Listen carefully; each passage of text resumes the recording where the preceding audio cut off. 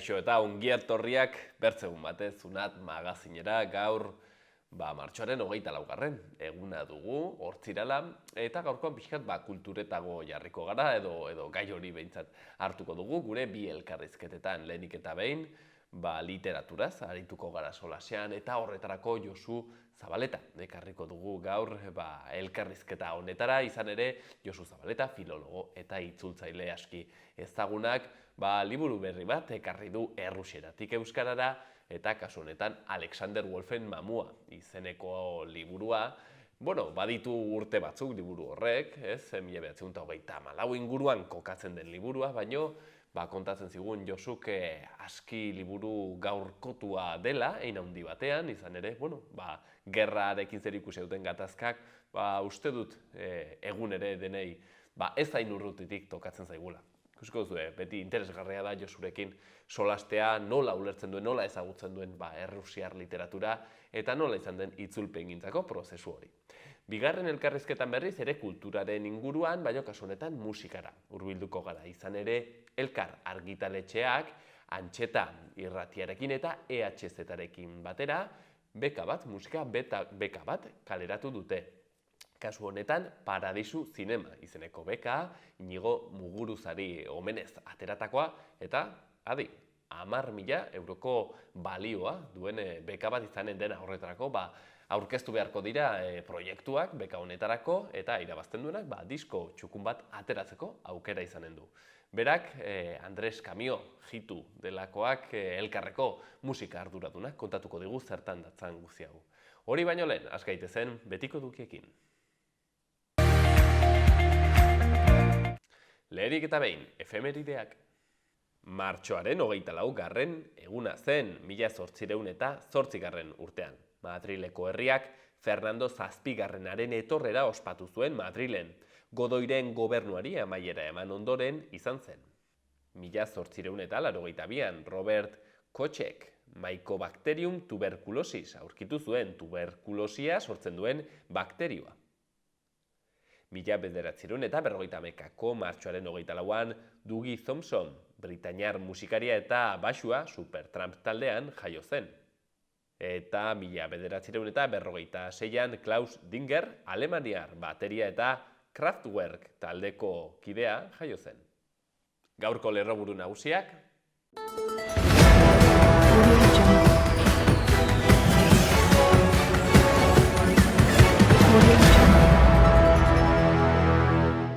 Hezkuntzan euskaraz ikasteko eskubidea aldarrikatu zuten atzo 100 ikaslek. Nafarroko Gazteriaren Institutuak ongizate emozionalerako aholkularitza jarri du abian gazteentzat.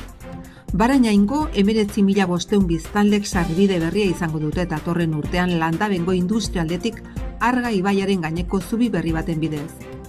Nafarroko lehendakariak espazio publikoetan emakumeen presentzia aldarrikatu du modu justuan eta erantzunkizuneko postuak betez. Datorren ikasturterako DBH-ko eta batxilergo ikaslek onartzeko prozesuaren deialdia martxoaren 27-tik 31 izanen da. Iruñeko udalekoa azelaztetzeko eta serigrafiako lantaldeak eta Nafarroko Unibertsitate Publiko elkarlanean ari dira ikaskuntza zerbitzu bidezko jasangarritasunean, Europako Nemos programan. Hamburguesa ogiarendako bilgarri konpostagarri bat diseinatu nahi da jasangarritasuna jorratze aldera. Iruña Poetry Slam poesia lehiaketaren bigarren edizioa ospatuko da larunbat honetan Gazteriaren etxean. Datorren udako denboraldirako abonuak online eros daitezke Arantzadi eta Sanduzzelai udal igerilekuetan. Nafarroko Xake Federazioak kirol hontan aritzen diren emakumeak ikusarazietaren praktika sustatzeko xake taula baten inguruko asteburua antolatu du. Terapia bakarrizketa eskainiko du Lorena Arangoak igandean Donesteben. Asteburu kulturala antolatu dute Zumbilan.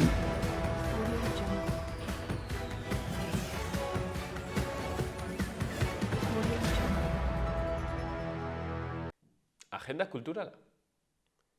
Hortziralean, zerikusi du janariak sexualitatearekin, erabili daiteke elikadura praktikak sexualak sustatzeko, sexualki jatea tailerra emanen du Uxue Aristu nutrizionistak Laban Sare elkartearen eskutik atxaldeko 7. Poesiaren nazioarteko eguna dela eta 3 poesia libururen aurkezpena eginen dute Katakraken, Alaska, Zeozer gaizkidoa eta poema liburu bat irakurtzeko jarraibideak. Fernando Rey izanen da aurkezlea Kondestable jauregian atxaldeko 7:30. Baita ere, Ani Egnoren emakume bat liburuaren irakurle taldea bilduko da zaldiko maldikon atxaldeko 7:30, Jerma Antzezlana 8:00 Gaiarren, eta Zeamaiz taldeko Adore Kemena Kuraia turra aurkeztuko du Iruñean Zentral Antzokian. Kontzertua gaueko 9:00 hasiko da eta 8:00 ateak irekiko ditu antzokiak. Larun batean zerbait egin nahi dugu, baina ez dakigu zer. Zikloaren barruan, emozioen eizan hitzaldia Lorena Arangoaren eskutik. Goizeko 10:00 plazaran. Transfeminismoa denon kontua da jardunaldien 3. saioan, eta translegea zer, lorpenak, gabeziak eta erronkak hitzaldia Egam eta Naizeneko kideen eskutik. Zer aldatu da lege berriarekin eta ze gabeziak ikusten ditugu, goizeko 11:00 Katakraken. Transfeminismoa denon kontua da jardunaldien 4. saioan, borrokalari transgeneroan hitzak.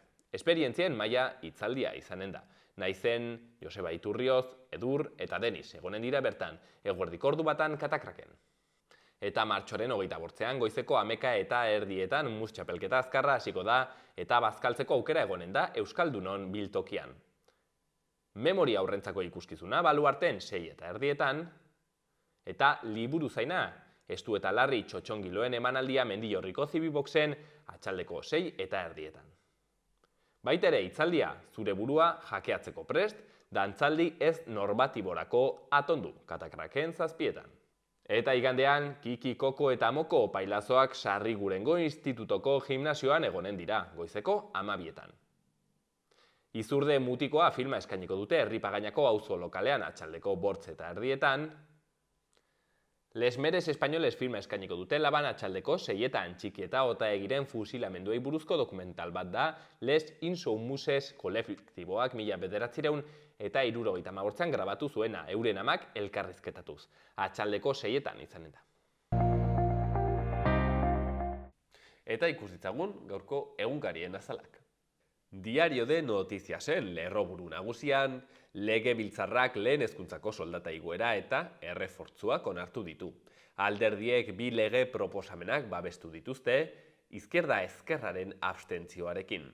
Sailburuak adierazi du neurriek 20 milioi inguruko ordainketa dakartela. Ganbarak karrera profesionala funtzionario guztientzat erregulatzen du.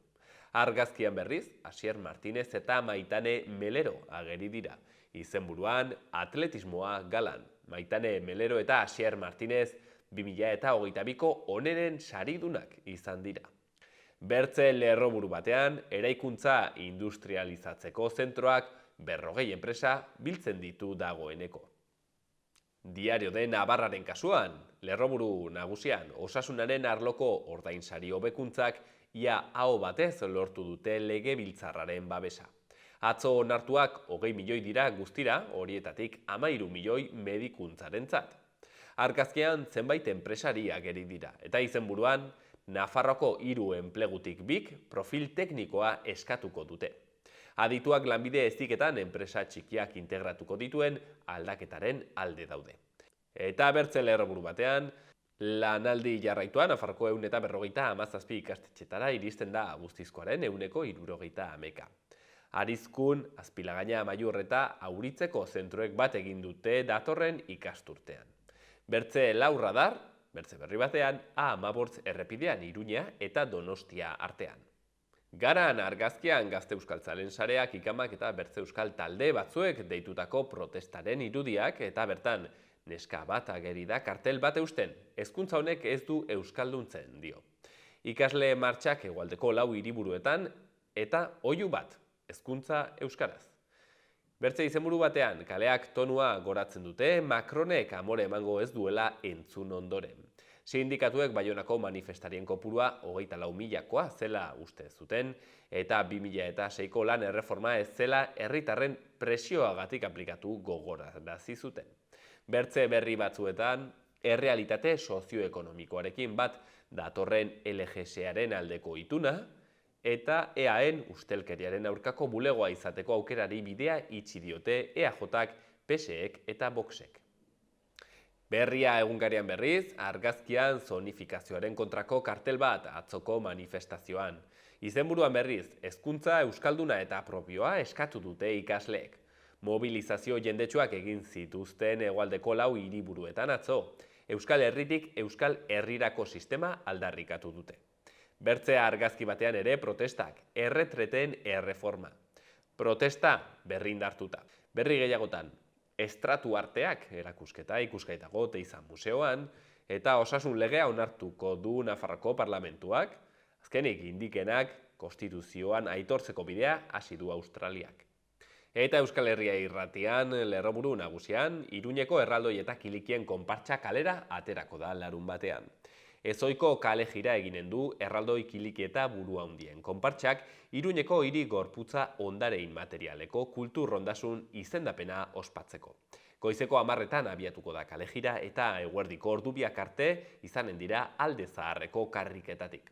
Alboko berrian, euskarazko hezkuntza aldarrikatu dute ikasleek, eta azkenik Carlos Delasen hitzak. Pasaiako sarraskiaren txostena oso argigarria da, baina samindurik gaude, 3 urtez eduki dute ezkutuan. Gaurko eta biharko eguraldia. Gaur euri apur bat egingo du eta giro freskoagoa izango dugu.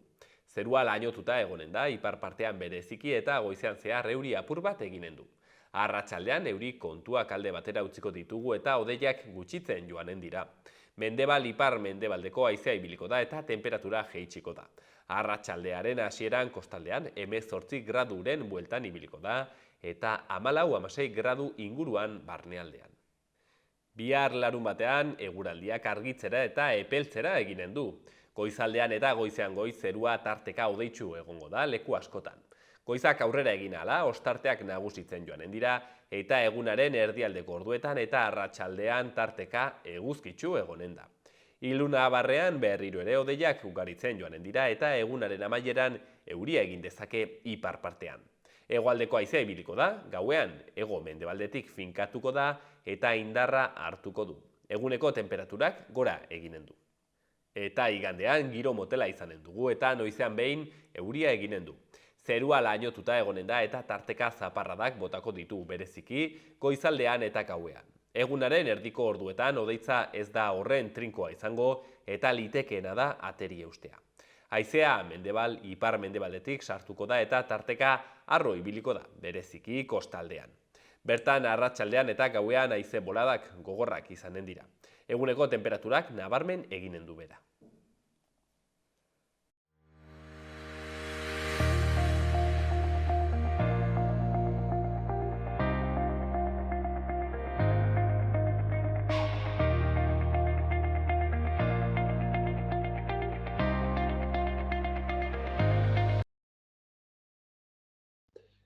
Hortzira honetako lehendabiziko elkarrizketa honetan, erran dugun moduan, Josu Zabaletarekin egonen gara, bera filologoa, eta itzultzailea da, aski ezaguna.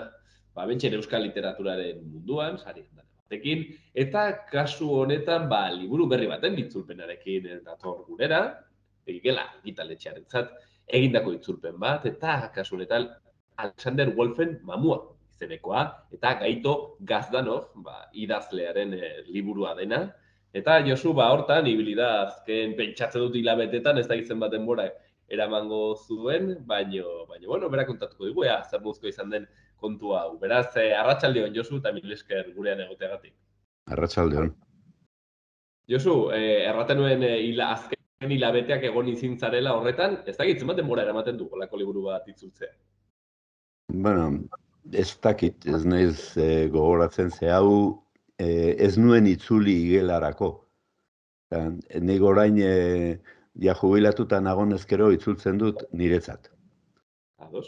Eta orduan, nola literatura gustatzen zaidan, eta, errusiera ikasi nuen, eta horrela, orduan irakurtzen ditut errusiar literaturari buruzko aldizkariak, eta, internetek hortarako balio du, ez.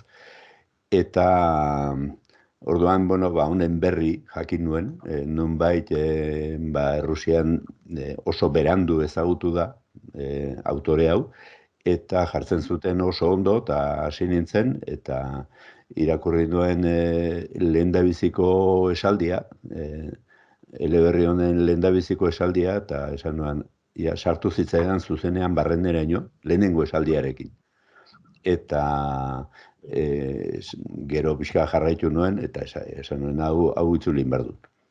Beti da, itzultzaileak beti du joera hori, ez? Hau euskeraz balego eta hau euskeraz balego, liburu asko, beste batzuk ez, beste batzuk erortzen zaizkizu eskutatik eta ez dituzu gehiago jasotzen, ez? Baina, bueno, liburua hau da, eta pixkat ulertzeko zergatik itzuli nuen, irakurriko dut lehendabiziko esaldia. Eleberri honen lehendabiziko esaldia da. Nire oroitzapen guztietatik, nire bizitzako ezin konta alako sentipen guztietatik, nik egin nuen hilketa bakarraren oroitzapena izan dut astunena. Sartzen zaizu barreneaino. Eta orduan, bueno, hasi nintzen, eta itzuli egin nuen. Eta itzulitan neukan, eskaini nien batzui eta bestei, eta zeak igelak esan zidan, ondo. Gainera, lehendabizi ereini eskaini nion, eta ereien gogoratzen naiz, eskerrak eman zidaten autore bat ezagutarazi nielako. Ez zuten ezagutzen Gazdanov. Eta egia da, Gazdanov ez da ezagutu oso berandu arte. Gazdanov, pentsatu, Gazdanov 1903an jaio zen, 8 urte zituenean ia umezurtz geratu zen, gurasoak zituen aita basogintzako ingeniaria eta ama frantses eta aleman irakaslea, biak osetiarrak, baina San Petersburgon jaio zen, gero adin horietan ibili zen Siberian eta Errusia iparraldeko basoetan eta horrela, eta gero ia umezurtz geratu zenean Karkifera joan ziren ikasketak egitera eta horrela, eta ia 15 urtekin, 16 bete gabe, tokatu zitzaion iraultza. Eta gerra zibila, Errusiako gerra zibila. Eta bera, inguruan horiek zituelako, besteik ez, ez ideologiaz eta esango diazu, 15 urtekin, sartu zen Brangelen armada zurian. Eta ibili zen Krimean eta horrela, baina 16 urtekin edo 17ekin exiliatu egin behar izan zuen, lehendabizi egon zen Gallipolin preso eremu batean, gero Istanbulen, handik Bulgariara eta Bulgariatik Frantziara. Eta Frantzian, miseria hutsean, kalean lo eginez, eta horrela, portuko langile, karga-deskargan, geroago, beste lanbide batzuk, eta azkenean taxista sartu zen, eta 25 urte egin zituen taxista. Eta bitartean, gaueko taxista gainera. Gau ez lan egin, eta egunez estudiatu, eta ikasi zuen filosofia eta ez filologia, eta soziologia. Eta, 15 urtekin, 16 urtekin Errusiatik alde eginda, bera egin zen eta bere burua aitortu zuen errusiar idazle. Berak, eta gainera esaten du, nik ez dut errusieraz besterik idatziko. Orduan, garai hortan emigratu zirenetatik milaka eta milaka eta milaka, milioika seguru asko emigratu zuten, batzuk lehendik bazeuden, hau Parisen bizi izan zen, Parisen kalkulatzen da 75.000 errusiar edo zeudela, eta emigrazio hortakok lehendik ere bazeuden idazleak, Ivan Bunin eta Krupin eta bazeuden beste idazle famoto batzuk, baina beste batzuk egin ziren idazle garai hortan. Irten da gero, Errusiatik irten da gero. Hau zen horietako bat. Baina beste bat adibidez da Nabokov. Nabokov famatua. Eta denek errusiera zer idazten zuten? Nabokovek hasieran errusieraz idazten zuen, eta gero pasatu zen inglesera. Beste batzuk, esate batako gertuko bat badaukagu, eta euskeraz badagoena, Irene Nemirovski, hori zen familia beraz bateko alaba, eta horrek beti frantsesez idatzi zuen. Horrek Frantzian jarraitu zituen ikasketak eta horrela, eta gainera etortzen zen asko Euskal Herrira. Eta hainbesteraino, etortzen zen hainbesteraino, eta hainbeste gustatu zitzaion Euskal Herria, ze ia segurua da euskeraz ikasi zuela. Neskameak erakutsita. Biarritzen da Hendaian, eta Hendaia gustatzen zitzaion asko. Eta hor kokatzen ditu berak idazitako historia batzuk eta horrela.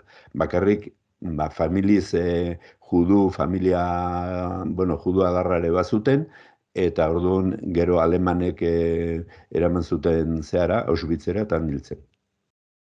Baina, kasu honetan, hoixen, ez? Ikusten dugu Errusiar idazle guzti horiek, edo, migrante guzti horiek atera zirela Errusiatik, Gazdanov, aipatzen genuen, Parisen bukatu zuela, baino berak errusieraz idaztea erabaki zuen. Berak errusieraz idatzi zuen beti. Eta gero zen Parisen zegoela, ezkondu zen ukrainiar batekin, eta gero etorri zen mundu gerra, Bigarren Mundu Gerra, eta erresistentzian egon zen. Emaztearekin, biak egon ziren erresistentzian batez ere errusiar taldeekin. Eta errusiar taldeetan bazeuden lehenagotik etorriak, immigrazio hortakoak, eta baita ere Bigarren Mundu Gerran, gerran aritutako soldaduak, alemanek preso hartu, eta alemanen gandik iesindakoak. Horiek denak eta, nolabait bateratu ziren eta funtzionatu zuen. Eta eleberri hau, hain zuzen, gerra garaian idatzi zuen. Gerra hortan. Baina, bere bizitza oso gogorra da. Eta hasieratik, umezuz, gero amarekin bakarrik geratu zen. 16 urtekin amaren gandik alde egin eta sartu zen soldadu armada zurian.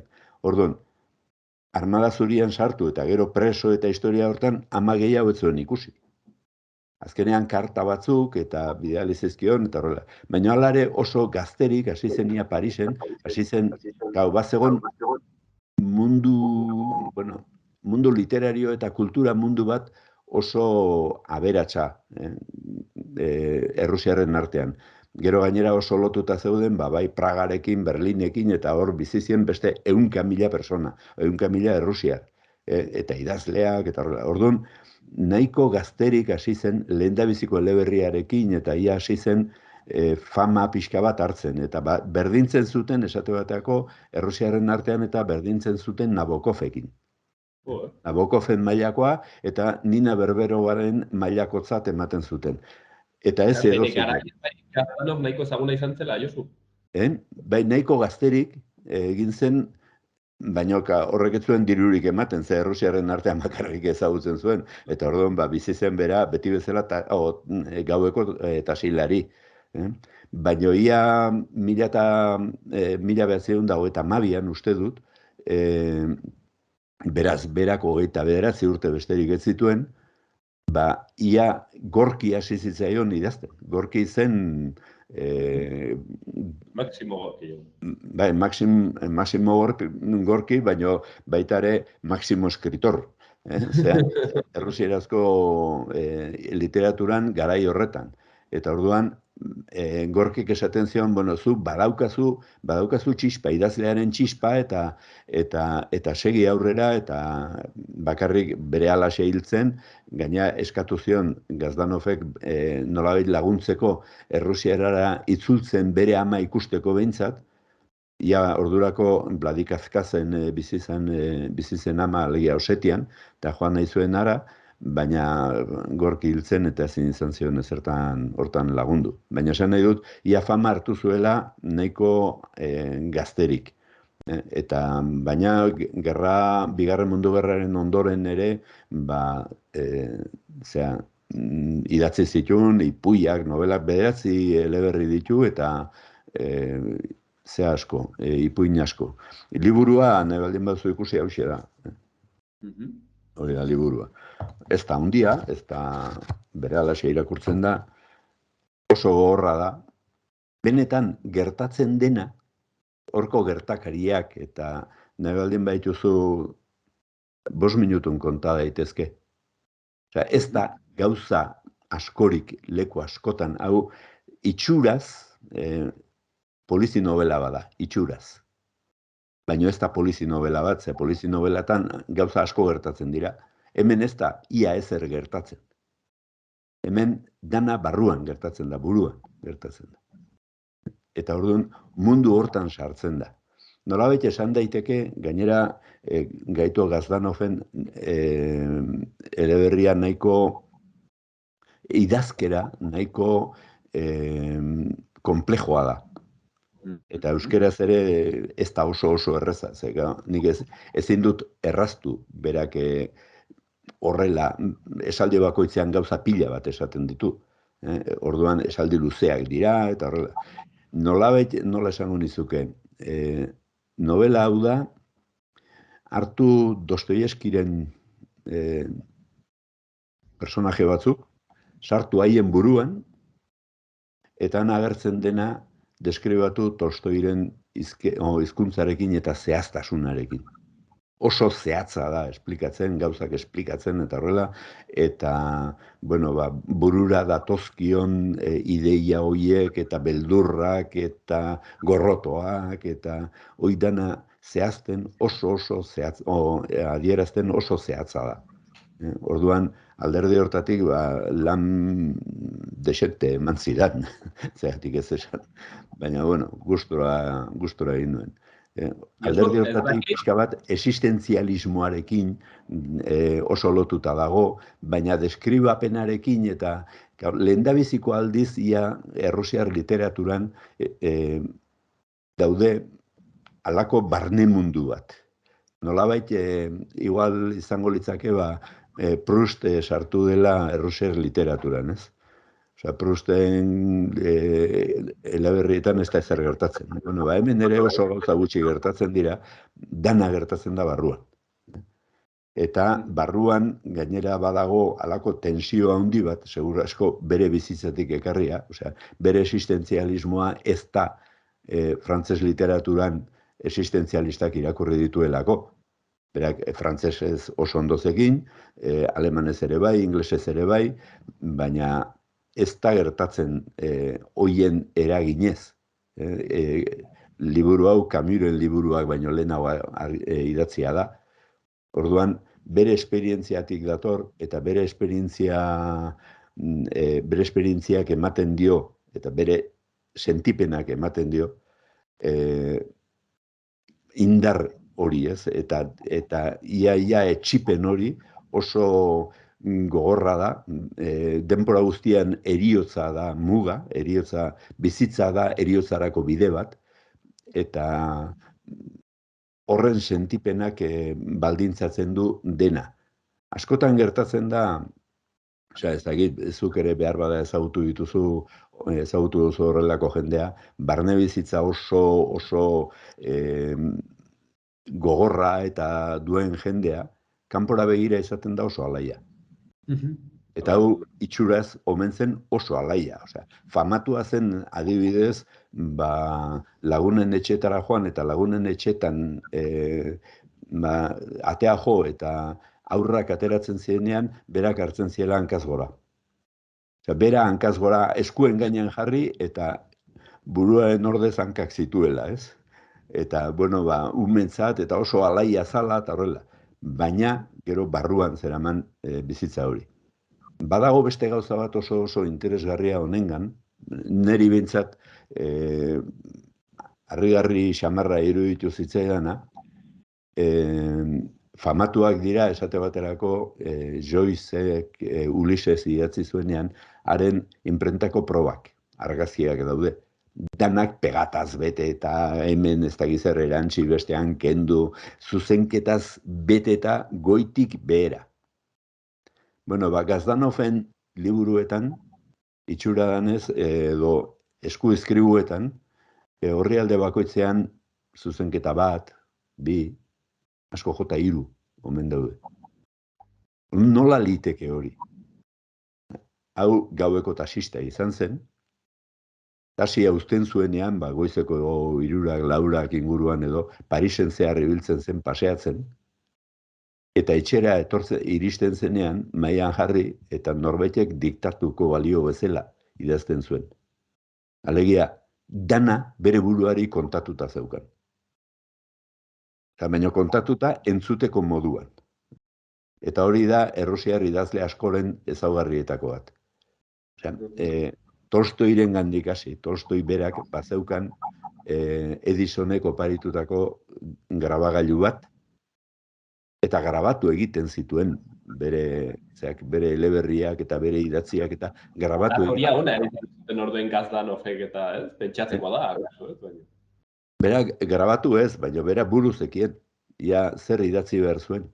Eta, baina errusiar idazle askoren ezaugarri edo gehienen ezaugarrietako bada, ez dutela ezer argitaratzen altuan irakurri ezin daitekeenik. Zuk euskera sartzen duzu eta hori ez da gertatzen. Gaztelania sartzen duzu, hartzen dituzu testuak, eta hori ez da gertatzen. Askotan oso zailak dira altuan esaten. Arnasaldiarekin batera ez doaz. Eta honek bere esaldi luziekin eta guztiekin arnasaldia jarraitzen du. Entonazio hori eta behar du, eta egiten du. Orduan, alderdi hortatik interesgarria da, eta kasu honetan da, nola prosa nahiko konplexua eta den, ariketa desente eskatzen du altuan esan ahal izateko. Josu, hau kokatzen da, aipatzen genuen, ez dakit hor mundu gerran edo bigarren mundu gerra inguruan, testu inguru horretan pixkat, eleberri hau, ez dakitan ere Ez eleberria bera ez da garai hortan kokatzen, Berak hartzen ditu, bera lehentxoago, bigarren mundu gerra baino lehentxoago kokatuta dago. Oraindik ez dago gerrarik eta horrelako gauzarik, baina bere esperientziako historiak daude asko, edo berak ikusitakoak. Pentsatu, honek 15-16 urtekin, 16-17 urtekin asko jota, zenbat hilketa, zenbat gauzai eta zenbat tiroteo eta entzun zituen. Hau tiroteo batekin hasten da. Lehendabiziko estena tiroteo bat da. Eta orduan hortik hasten da. Eta gero horren ondorioak bizitzan, jendearen bizitzan horrek ze ondorio ditun kontatzen ditu. Ez ze ondorio ditun, baizik eta, baina hori bere bizitza guztian dagola. Ze berak esaten du, burutik ezin kenduzko estena bat dela, berak hil zuen, egin zuen lehendabiziko hilketa. Hori lehendabiziko esaldian esaten du. Gero hortik azkenengo esaldiraino, eleberriaren azkenengo esaldiraino, zeurare ez da aztekoa, baina ez dizut esango, hortarako irakurri egin behar da eta poliki-poliki, baina bitarte hortan guztian, kontatzen ari da, edo kontatzen dituen guztiak daude baldintzatuta hasierako esperientzia horrek. Horre baldintzatzen ditu. Orduan, alderdi hortatik da, barne begirada bat, barne laboratorio bat bezala da, eta pentsarazten digu baita guri ere, ia zerk baldintzatzen dituen gure gogoetak eta gure egiteak, egiten ditugun gauzak. Zaigu urruna egingo zure ustez, Josu, kontuan hartuta ez, garai horretan bizket kokatzen dela, eta kasu, bertze testu inguru batean, nik orain jarrita irakurtzen eleberri hau, egingo zaitagian bertze munduko zerbait, edo uste duzu, sartuko zaidala nola baitere barrura eta mundu horretan, barneratuko nizela.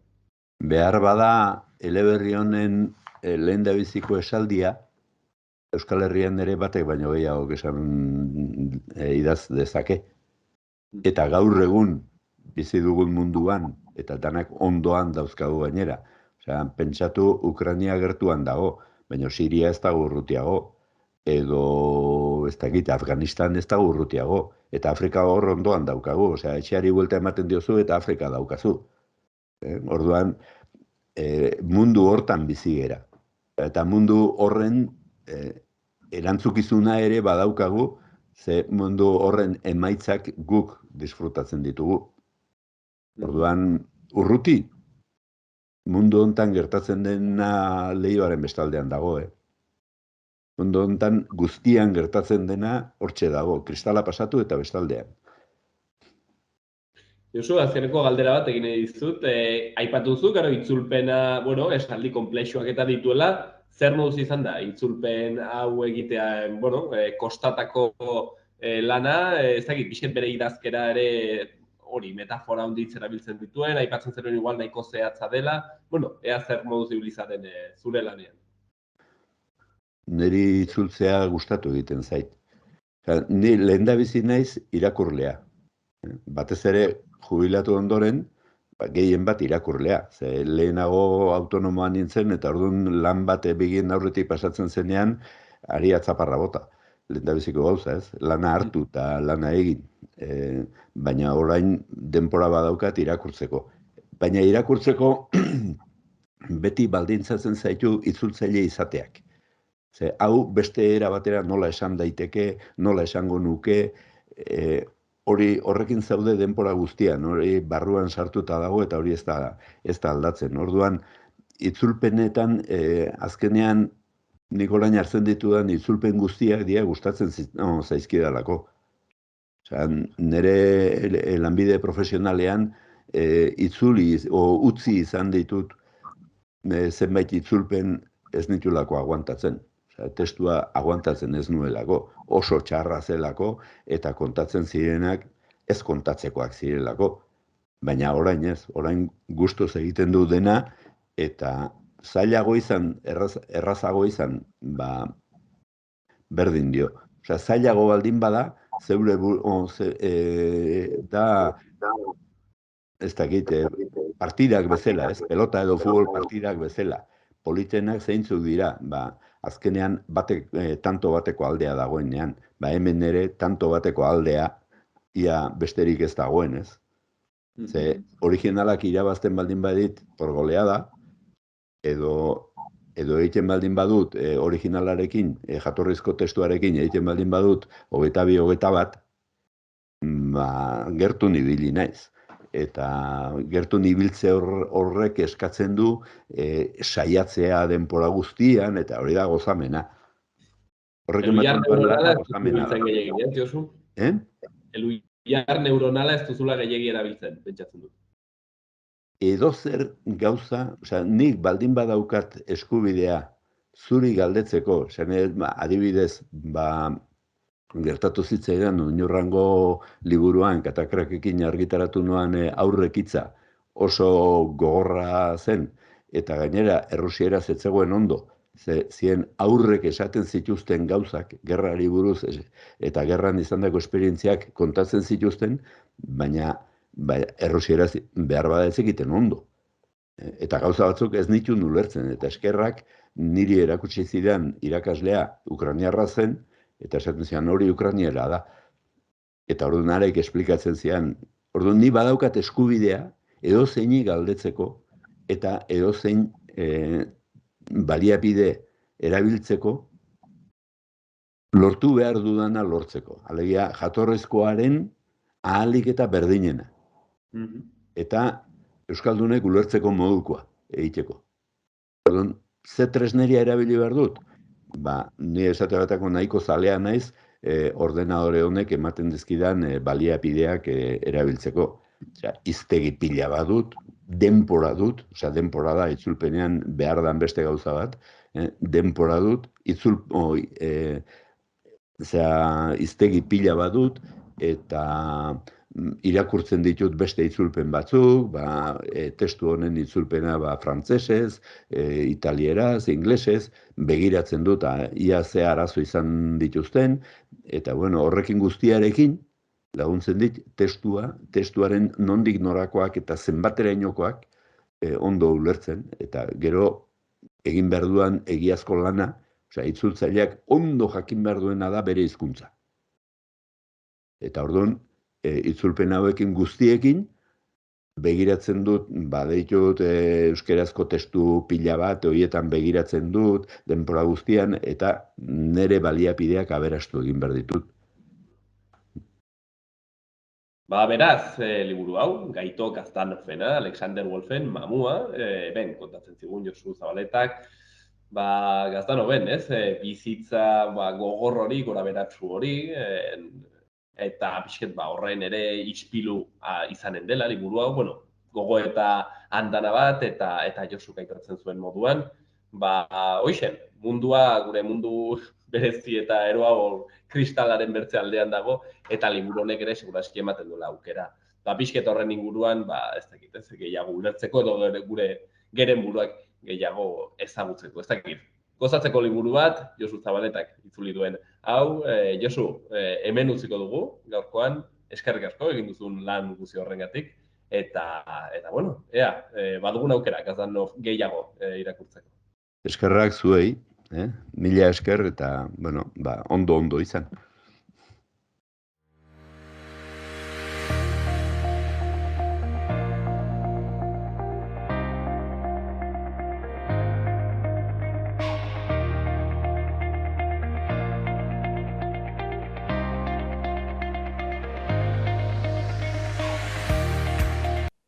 Ikus ditzagun, Iruñerriko udaletako albisteak. Atarrabian Aste Santuko ekintzak Gaztelekuan proiektatu dituzte izen emateak eta ordainketak martxoaren 23tik 30 izanen dire. Horretaz gain antolaketa arrazoiak direla eta martxoaren 27an, astelehenean, herritarrei arreta emateko bulegoa 10etan erekiko da. Barkamenak eskatu dituzte eragozpenengatik udaletik. Zizur nagusian kirol zerbitzuak padel eskolarekin elkarlanean hainbat txapelketa antolatu ditu. Martxoaren 21etik aitzinera, ganden asteartetik, irekiko da izena emateko epea. Horretaz gain, uda berri honetarako Zizur nagusiko kolektibo feministak udalaren laguntzarekin martxoaren 30an iraultza feministari buruzko mahai inguru batekin hasiko den jarduera programa oso bat antolatu dute. Iruñeko udalak 635 etxebizitza eraiki ditu hiriko 5 auzotan erdia babes ofizialekoan. Udalak enkantera aterako ditu lurtzatiak erregimen librea eta babestua kombinatuz 23,8 milioiko gutxieneko zenbatekoarekin. Horretaz gain larunbat honetan, bihar, zehazki martxoaren 25an, lehen aldiz herritarrak Iruñan izango dira munduko 10. trial txapelketako egutegi ofizialeko proba egiteko. 7etatik aitzinera 9 pilotuk elkarren aurka jokatuko dute Navarra Arenan eta azken kanporaketara iristeko zirkuituko 6 zonak gainditu beharko dituzte. Trinitarioen gunean berritutako 2 aparkaleku astelehenean irekiko dira berriro doako aparkalekuaren modalitatearekin lehenengo 24 orduetan. Biek 800 plaza baino gehiago dituzte eta horietan 800.000 euro inguru inbertitu dira Next Generation EU funts europarretatik.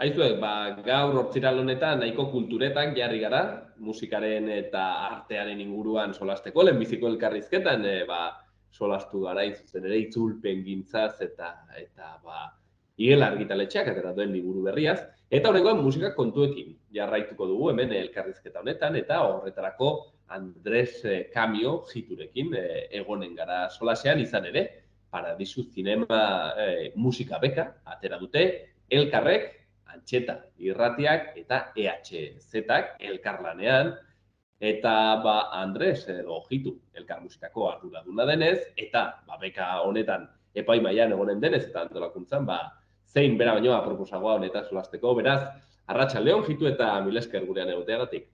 Arratsaldeon Gorka. Andres, beka honen lehendabiziko edizioa, nola sortu da ideia hau, nondik da? Inigo Lagun Handiari omenez, da ide bat buruan izan nuna orain dela ja urte batzuk. Eta urte hauetan, pues, bueno, joan izan naiz hitz egiten, pues, bai familiarekin, kuadriako lagunekin, elkarrekitaretxeko kidekin, baita ere, eta bueno, mundu guztiari iruditu zitzaion, idei polita zala, Inigoren figura gogoraztea eta aldarrikatzea, eta bueno, gero hurrengo urratsa izan zen, nolabait, ikusten nun, beharko genitula bidai lagunak, ez, abentura honetan sartzeko, eta bai, pues, izan dugun guk, ni pertsonalki, eta, bueno, baita ere Inigo bere momentuan, izan ditugun harremanengatik, bai HZ-arekin, festivalarekin, eta baita Antzeta Irratiarekin, hemengo Irungo direlako, bueno, mugakoak. Bueno, planteatu nien, eta bitan pentsatu gabe esan zuten aurrera, orkeston ideioen azala, eta prest parte hartzeko. Eta, bueno, poliki, pues, jonitzen pizkat forma ematen, deialdiari, baldintzei, eta hola. Eta bueno, pues, gaur da eguna, pues, ja, deialdia zabalduta dagoela, eta martxan dagoela lehenbiziko edizioa asmoa dugu, bitan egiteko, 4-5 urtetan, edo, bueno, ikusiko dugu nola dijoazten epeak, baina, bueno, bitan errepikatzeko, eta oso pozik gaude, zer esango dizut. Inigo Muguruzari omenaldi gisa do egineko diru laguntza da, ez? Betire musika sustatzeko.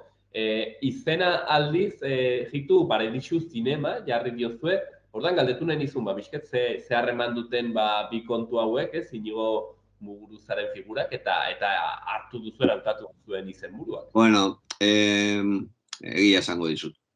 Historia da, Irunen badagola ja beka bat Inigo Muguruzaren izenean, dago bideratuta ikerketa musikalari, zen Inigo izan zen Irungo musika eskolako lehenbiziko irakaslea, gitarra irakaslea, egon zen urte pila bat klasak ematen.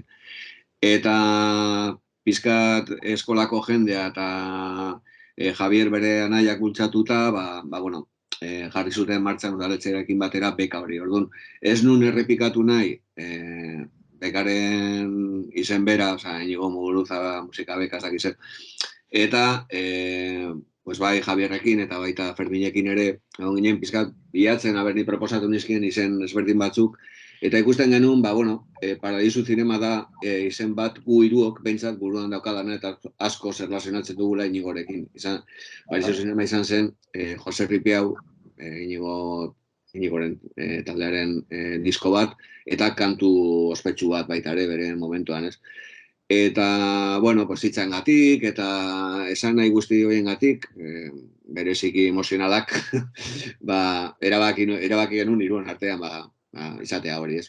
Adieraziz musika beka bat zala, baina, bueno, Paradisu Zinema bere osagai sentimentala badauka guretzat baita.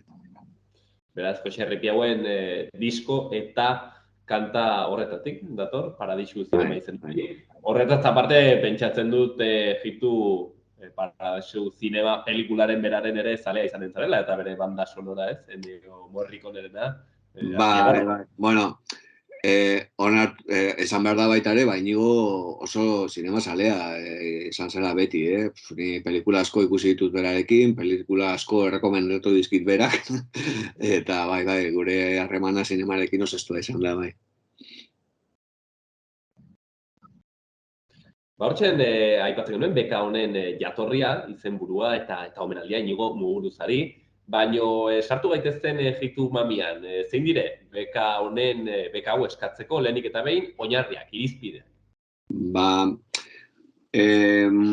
Eskatzen dugun gauza bakarra da, izan behar direla jatorrizko kantuak, hau da kantu originalak, zegotea grabatuta inun, eta izan behar direla euskaraz. Hortik aurrera, ez gara sartzen, ez estilotan, eta premisa nagusia hori da euskeraz eta jatorrizko kantuak. Eta bueno, esan behar da, bekaren balioa 10.000 eurokoa dela. 10.000 euro horiek erabiliko dugu bekadun edo talde irabazlearen lan bat ekoizteko, hau da, zati bat jungo da estudioko orduetan, gure estudioan grabatuko genuke, eta beste zati bat jungo da, behin masterra aukita, horren argitalpena bideratzeko. Hau da, fabrikazioa, diseinua, argazkiak, sustapena egiteko. Ikusiko dugu, ez baduzu dena, edo estudioak hor ikusita dagoena dena gastatzen, erabiliko dugu, igual bioklip bat egiteko, edo, auskalo, hori behin ja gaudela irabazlearekin eserita, txegiko dugu nola egiten dugun. Eta asmoa izango litzateke neguan edo, hori adostu, guk orain zabaldu dugun EPEA da ekainako 30 arte proposapena jasotzeko. Izango dugu epaimaieko iraiak 15 arte erabakitzeko nori ematen diogu meka. Eta hortik aurrera azten ja grabaketa prozesua eta guzti hori orduan adostu behar da, irabazlearekin EPEak edo segutegia daukan taldeak baita ere ez. Baina asmoa izango litzateke datorren urteko udaberrian argitaratzea, zen EHZ Festivalak jartzen duna beka honetan da zuzeneko aktuazio bat datorren urteko edizioan, datorren urteko festivalaren edizioan. Orduan, hori izango litzateke lehenbiziko urteko bekaren egutegia. Hori gandituta, zabalduko genuke bigarrena, baina, hori dira EPEak eta baldintzak. Beka honetara aurkeztu nahi den taldea edo bakarlariak, zer aurkeztu behar du? Hau da, beka hori eskatzeko, zer bidali behar dizu? Aurkeztu beharko luke taldea edo proiektu konkreto horren azalpentxo bat, ez digu liburu bat idatzi behar, baina, folio batean azalduta, ibilbidea, edo lehenbiziko diskoa den, edo ez den, edo zentzu diren, edo izena, eta gero, lagin bat, ez dakit, 2-3 kantu, ez dugu gehiago eskatzen, ez dugu eskatzen disko osoa jasotzea, ez da lotuta ere, baina, lagin bat, idei bat izateko zein den taldearen estiloa, nortasuna, eta, gero, lehenko gurean galdetzen zidaten baita ere, baina, izan daiteke bigarren disko bat, edo 3. disko bat, hori irizpide guzti horiek fikatuko dugu behin jasotzen duguna aztertuta gero.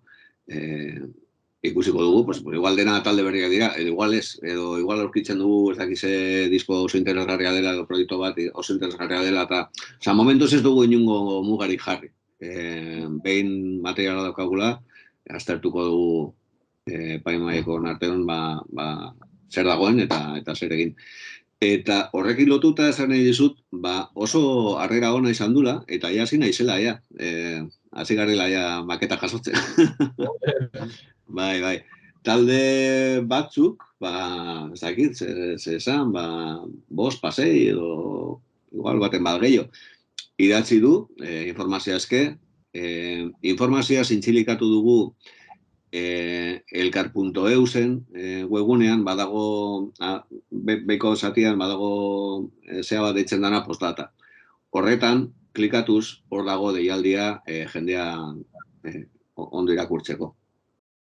Eta hori, 5-6 taldeek idatzi dute informazioa eske, eta baten batekia bidali du. Bere bikantu, bere promoria, bere informazioa, eta hemendik animatzen dut jendeari parte hartzeko. Prezia dut izan den duzuela lana, hautatzen bidalitako guztien artean zein eman bekau. Bai, galdetu nahi dizut jitu, nik ez baitut ezagutzen ongi musikaren mundua, 10.000 euroko beka bat, niri lehenik eta behin impresioa ematen dit, hau da, iruditzen zait beka aski mardula dela, horrek ematen du, ez? Diru kantitate horrek ematen du disko duin bat grabatzeko. Bai. Demagun dela erdia eta erdia, estudioa eta argitalpena, ematen du lan txukun bat egiteko. Bai. Nahi genuna zen, hori,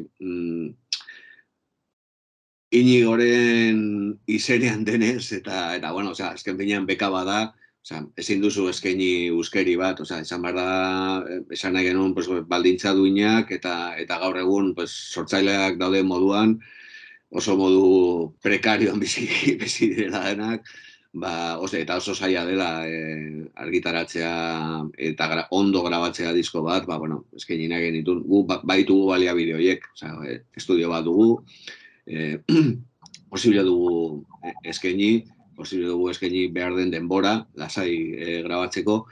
Eta gero,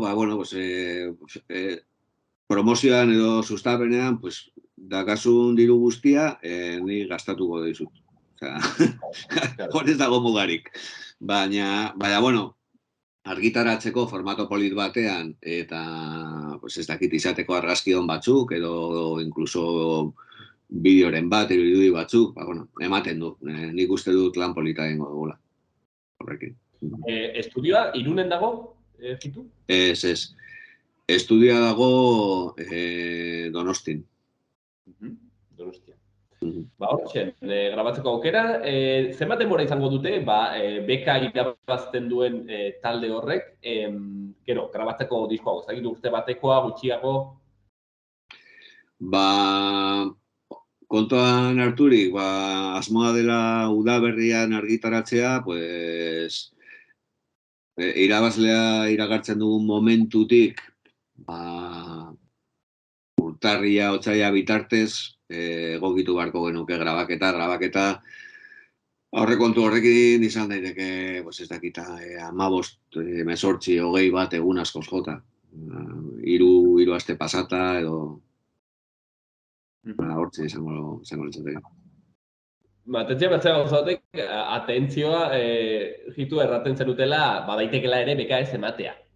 Nola baitute talde, orkesten diren lanak ez badire, maila aski batekoak ere badaiteke, aukera bat izan daiteke beka ez ematea. Non entzun duzu hori?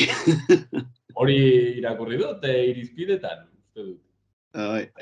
Bueno, ez gara hain zorrotz jarriko seguro. Seguro iristen dela gauza bat baina goiago argitaratuko genukera gustora.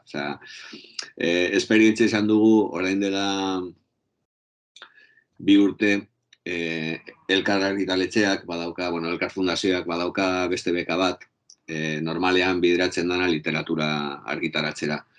Eta orain dela 2 urte, edo 3 pizka zabaldu zuten esparroa, eta antzeslan bat ekoizteko baitare eskaini izan urte beten, eta horren urtean eskatu nun, aukerari zegoen musikari eskaintzeko, eta bai etxon hartu zidaten.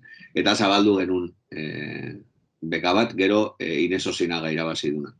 Iaz kaleatu genuen, Itxasoa da bide bakarra disko liburua, oso lan polita, oso musikalki da pasada bat, eta estetikoki da zoragarria. Eta hori izan genuen lehenbiziko esperientzia, Nerea Barne, halako beka edo munduan, eta jaso genituen igual, esan nungo nukenik, 35, 40 proposamen ezberdin. Zegoen denetatik, musika klasikotik hasita, metal extremo arte ez, oso eskaintza zabala, estilistikoki oso aberatsa, eta kostatu zitzaigun pila bat, baina, desde luego, aukera emateko bati, 2, 3, eta hortik gainera atera dira beste argitalpen batzuk, ziren bideratu bekaren bidez, baina, harremana sortu da hainbat taldekin, horren arira. Hortxen aukera, beraz, diska txukun bat ateratzeko, sustatzeko, musikari berrien, edo ez berrien, lanak, disko berri bat kaleratzekoa. Gero Jitu, bai ez dugu erran, epaimailan egonen zaretela, zuzeu, Elkar musikatik, eta gero Antxeta Irratiko eta EHZ-etako pertsona bana, ebaluatzen kontu hauek. Hori, ez dakit, lan zaila den, erresa den, oso zaila da horra adostasunak lortzea, edo normalki egoten da kontzientzia nola baitere epaimaikideen artean? Esaten dizut, izan dako esperientzia horrengatik, aurreko bekarena, errez iritsi ginen aukeratzea nori eman, ez? Baina lana izan zen, claro, 30 proposamen ezberdin, oso ezberdinak haien artean, entzun, baloratu, lehenengo egin genuen gure artean, bueno, nik gainera, aurreko beka hortan, nik ezin nun botorik eman, nintzen nolabait idazkaria edo, baziren 3 epaimahikide, eta hoien artean hitz egiten zuten, eta nik jasotzen nuen haiek esandakoa. Baina egin zutena, lehenbiziko gauza egin zutena, oso bitxi izan zen, hitz egin zuten irizpidei buruz. Ea, neskaren presentzia puntuatzen zuen gehiago edo ez, talde berri bat puntuatzen zuen gehiago edo ez, izatea proposamen bat oso ausarta, inork ez zuna inoiz kaleratuko izango zula aukera gehiago hain zuzen ere horregatik, edo ez. Eta, bueno, behin hori argituta, bakoitza hartu zuen pendrive bat proposamen guztiekin, eta elkartu ginen hortik, ez dakit 2 astetara edo, eta ja bakoitzak ekartzen zuen baloratuta proposamen guztiak, eta bueno, ja hori egin genuen lehenbiziko kriba bat, eta hortik beste bat, irabazleate arte, baina, bueno, lana da, ematen du oso horrezara, nira gustatzen zaitez, ez da horrela. Ez da horrela. Eta gero, claro, bakoitza, nahi nun, bueno, alde batetik, daukagun harremanarengatik, baina bestaldetik nahi nun bildu diskoetxe baten ikuspuntua, edabide batekoa, errati batekoa, eta zuzeneko munduan dabilen jendearena. Orduan, ikusteko irabazten duen proposamena izan behar dula balorea 3 ataletan, ez?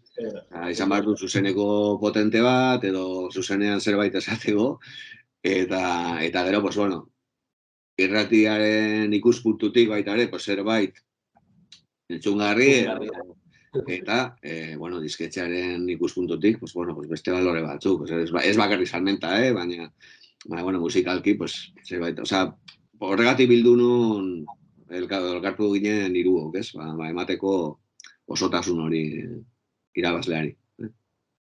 Ez du gerran, jitu azkeneko goza, hori bai, noski, gero elkar argitaletxeak argitaratuko zuen diska, hori bai. Bai, noski, bai.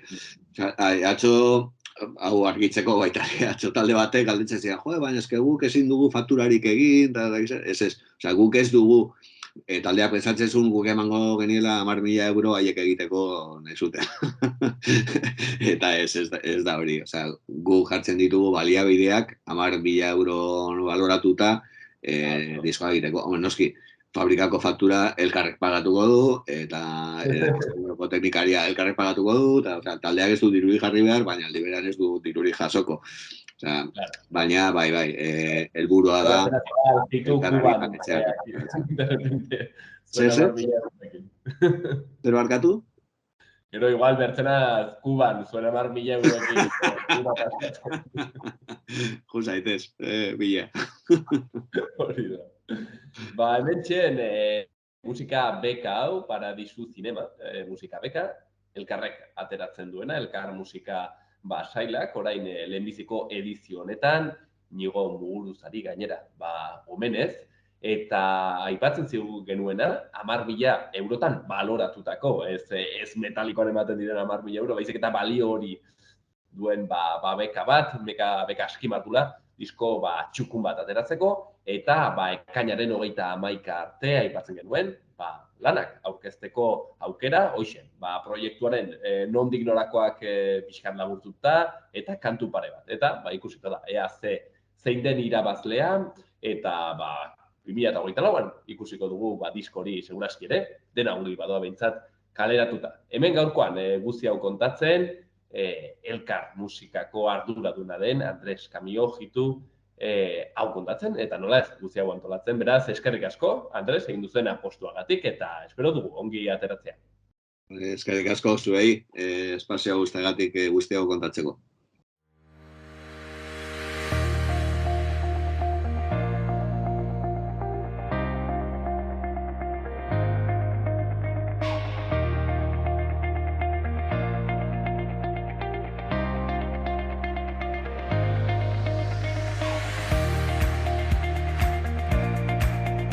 Hauxen dena gaurkoz magazin honetan eskaintzeko genuena, hori bai bukatu baino lehen, parlamentuko irudi batzuekin utziko zaituztegu, izan ere, antxen ibili gara parlamentariei galdinez, zein den haien iritzia mozal legearen inguruan, badakizue hor PSOEk erreforma moduko bat egin duela, handitzek kritikatu dutena, lauso egia omen delako, gainazaleko egia, eta horren inguruko iritziaz galdetu diegu.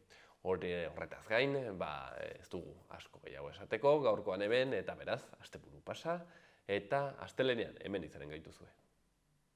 3 urte eman dituzte, kongresuan, lege hau aldatu nahian, eta okerrez banago EAJak hala proposatua.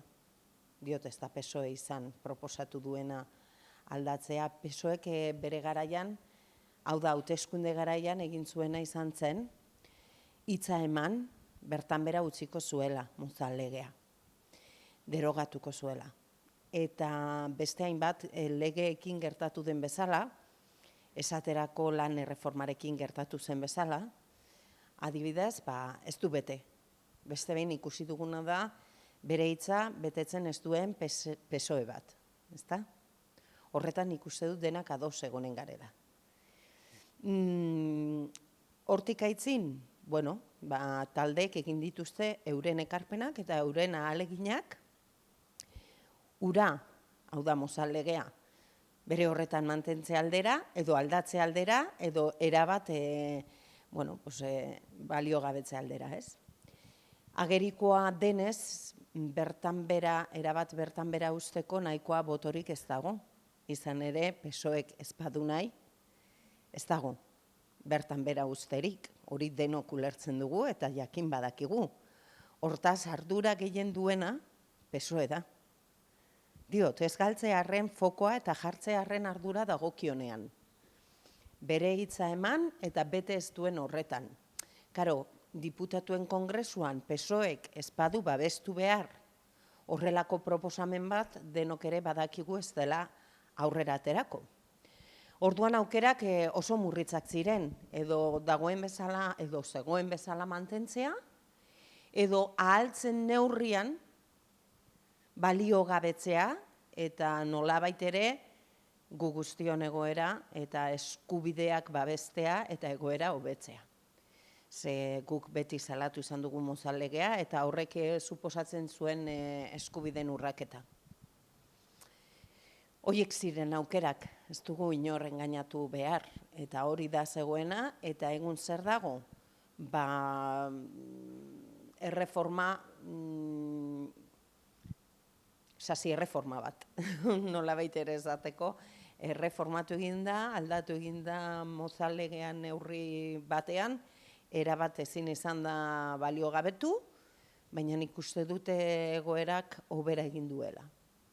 Orduan, zehaztea baino zer den aldatu dena edo zer mantentzen dena, kontua da neurri batean baliogabetu egin dela, indargabetu egin dela, eta horrek aurrera pauso bat suposatzen duela uste dugu guk geroa baino.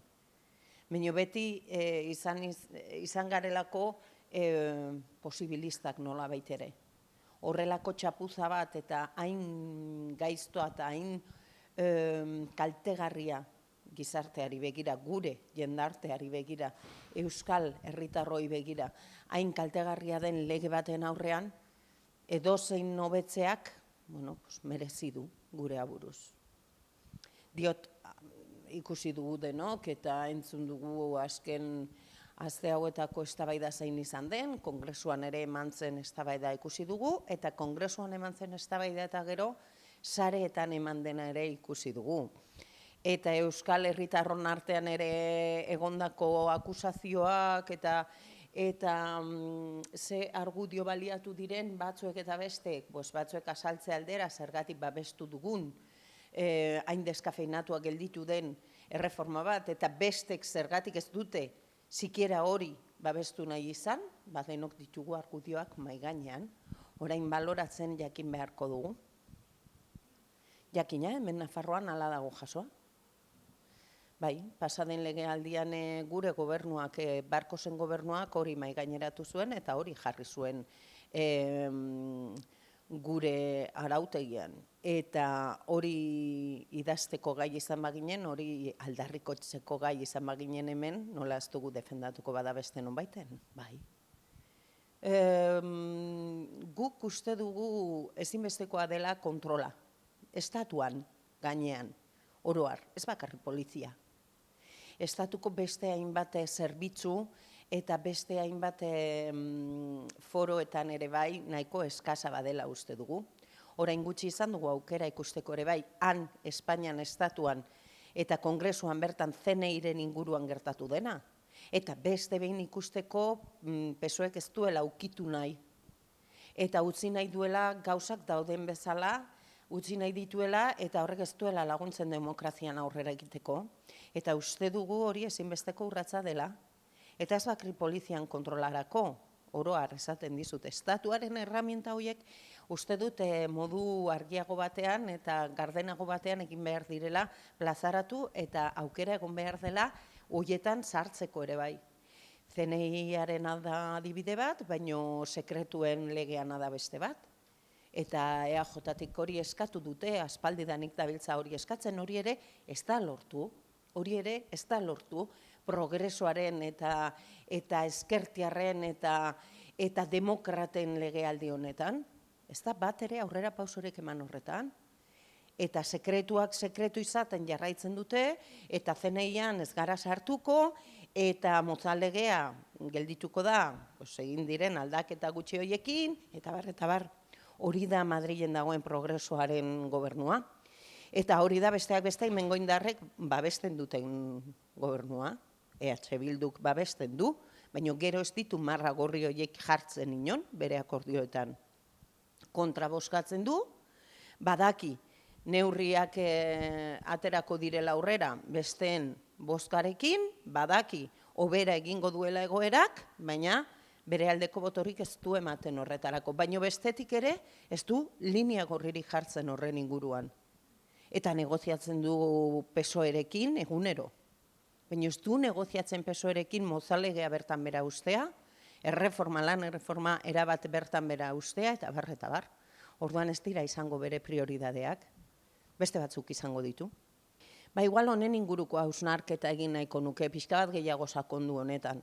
Ze urtetan autogobernua eta gure instituzio propioak eta azken batez soberanistak edo independentistak garenok zer egin izan dugu beti defendatu, hemen hartu behar direla erabakiak eta gure autogobernua izango dela gure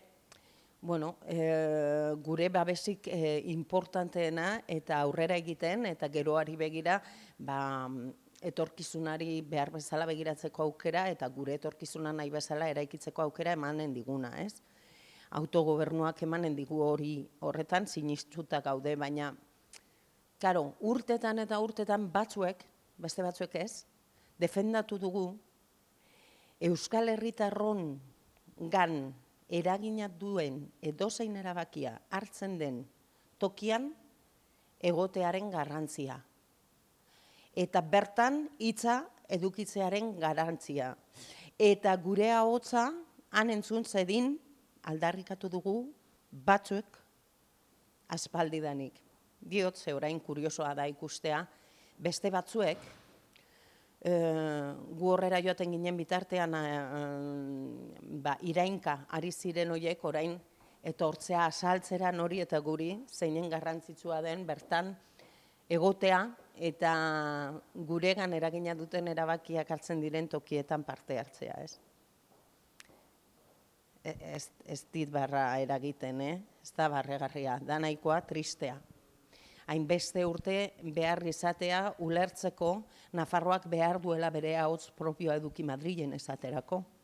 Eta joaten ginenean horrera, espainolak eta autonomistak eta EPL eta saldu eta ez dakitzen gauza gehiago ginela entzun behar izatea, ez?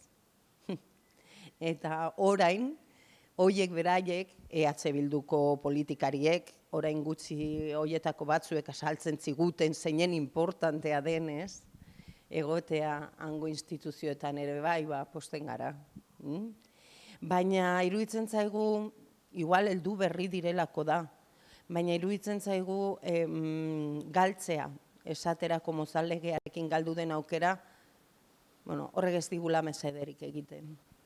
Eta aditzerana eman nahi izatea edo dena edo eserrez onartzeko prest zaudela, horrek ez dakitzen bateraino egiten dion mesede euskal jendarteari. Ikusiko dugu, denborak emango digu edo kenduko digu arrazoia. Momentura arte argi gelditu dena da bakoitzaren lehentasunak zeintzuk diren, eta lehentasun badira, hoietan aurrera egiten edozein gauza egiteko presta agertu behar duzu. Batzutan ez da lortzen ahal dena egun batetik bestera, batzutan gauzak ez dira horren azkar lortzen ahal, eta ikusi dugu gure gizarte honetan saihesbideek ez digutela emaitza honik ekarri. Diot, ze batzuek uste zuten borroka armatua saihesbidea zela. Ikusi dugu nora eraman gaituen horrek, ez da. Hausnarketa moduan konpartitzea hori. Eta mantentzea gure apustua hortze, gu Nafarron hitza, eskubideak eta geroa defendatzea aldera, geroa bain egiten dugun bezala, aspaldidanik egin izan dugun bezala, eta geroa bairen baitan gauden indarrok beti defendatu dugun bezala, instituzioetan parte hartu behar dela. Ikusi dugu legealdi honetan zeinen importantea izan den instituzioetako lana. Egoera latz eta txaurgarri bati aurre egin ahal izateko, eta politika behar bezala baloratu behar dela uste dut, orain sartuko garela edo jada sartuak gaudela hauteskunde kanpainan edo aurre kanpainan, egongo dira horren kontra gertuko direnak eta abstentzionistak berriz irtengo dira lehen planora. Nik uste dut oso importantea dela esku hartzea, parte hartzea, eta horretan datzala ere gu guztion ardura norberarena. Gobierno de Navarra. Nafarroako gobernua.